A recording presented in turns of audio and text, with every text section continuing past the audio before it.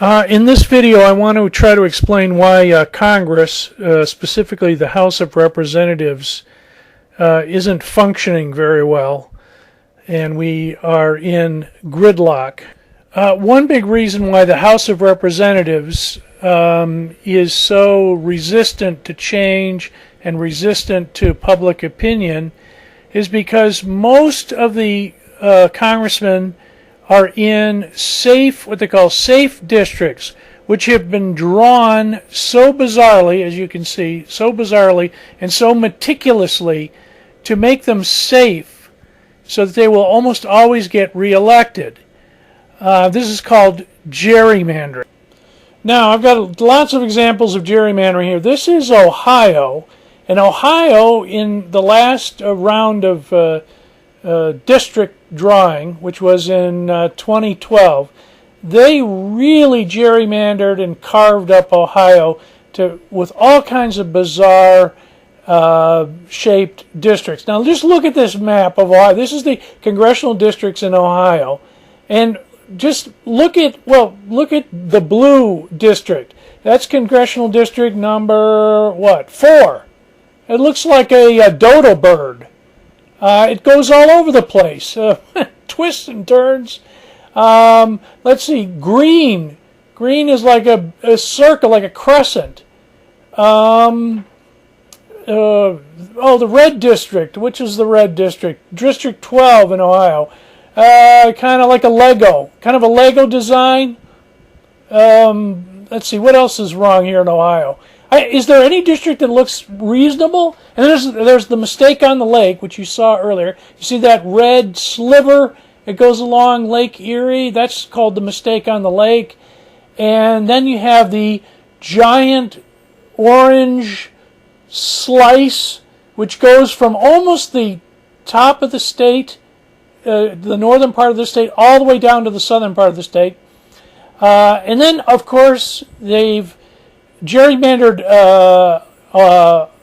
Cincinnati. They've carved up Cincinnati. So Cincinnati has 4 different congressional districts in the Cincinnati area. So you wouldn't know who you're.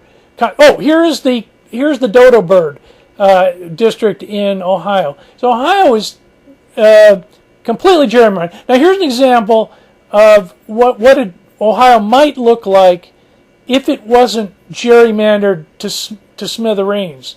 Look, kind of nice. You might actually know where you're, without a GPS system and and a compass and a map, what congressional district you're in. Oh, now I live in Michigan. So here, look at this. This is Detroit. Now they've carved up Detroit. Detroit has lots of Democrats and lots of African Americans. And so what they've done is they've tried to pack. The Republicans in the state legislature have tried to pack as many Democrats, cram them in to the districts, so much so that there are hardly any Democrats in the outer lying. So this is, we get the 8-mile mess. I should say that there's also racial politics. They also want to cram as many African Americans into 1 or 2 districts to limit their power, and so they only have 1 or 2 districts where they have much political power. Now we are stuck with these gerrymandered districts for another until 2020, until the next census. So that probably means that it's going to be very hard for the Democrats to pick up seats in the House of Representatives with all these gerrymandered districts. They're gerrymandered in Ohio to favor Republicans. They're gerrymandered in Michigan to favor Republicans. They're gerrymandered in Texas to favor Republicans. They're gerrymandered in Virginia, North Carolina, and the reverse is true. In Democrat states, California, New York, Illinois, but even New York is not totally controlled by the Democrats at the state level in Albany. Now, the last part of the video is Texas gerrymandering, and they've been gerrymandering in Texas now for the last 2 decades with Tom DeLay and Karl Rove and all that. So they've gerrymandered everything. And by the way, gerrymandering goes down to the state districts too. Your state house, your state senate, blah blah blah blah blah. Those are gerrymandered as well. So there's gerrymandering at the state level, at national level. But there's one thing to say. Let me just say that the Democrats got more votes. Their House candidates, House of Representatives, got, I think, 1 million more votes or 2 million more votes than the Republican House candidates, congressional House candidates. Yet we have more Republicans in the House of Representatives than we do Democrats, even though the Democratic vote across the entire country combined, aggregated together, beat the Republican candidates. But that's due to gerrymandering.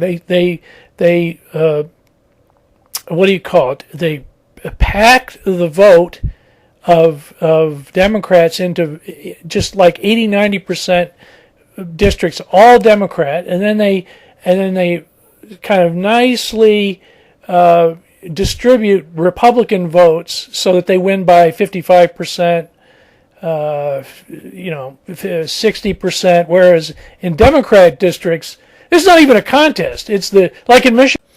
So to go back to Michigan, the Republican legislature in Lansing in the state house have crammed the Democrats into their congressional districts 80 to 90% Democrat. So that, for example, John Conyers won re-election with something like 85% of the vote. John Dingell, another Democrat congressman, he won with, I think, over 80% of the vote. So they crammed as many Democrats like sardines into these few Democrat districts, and then they've sprinkled, they've spread the Republicans out very, very nicely in the rest of the state. So even though Michigan is a blue state, was won by Obama, there are more Democrats in Michigan. We have eight representatives are Republicans, and I think it's 4 or 5 are Democrats. So by the gerrymandering in Michigan, let me wrap this up. So we're going to get more years of gridlock, of safe districts where the congressman couldn't care less what you think because they're in safe districts. They're going to get reelected no matter what. It's dysfunctional. It's not democratic. Very little is going to get done until they redistrict again. Maybe when the next redistricting will be better than this super gerrymandering, but we got safe districts, gerrymandered districts, and so the legislators don't even have to listen to you. Most congressional districts are not competitive. So we're going to get 4 more years of John Boehner and the Republicans controlling the House of Representatives due to mostly due to gerrymandering. And boy, I don't see any. So it's 4 more years of gridlock. Nothing's going to get done. Absolutely. Boy, that's a scary thought. Absolutely nothing's going to get done for 4 years. And it's anti-democratic. It's gerrymandering. Gerrymandering is corrupt. And I don't know. I don't know what the solution is. Well, the long-term solution would be not to gerrymander the districts in the next after the next census in 2020, when they redraw the districts after the census in 2020.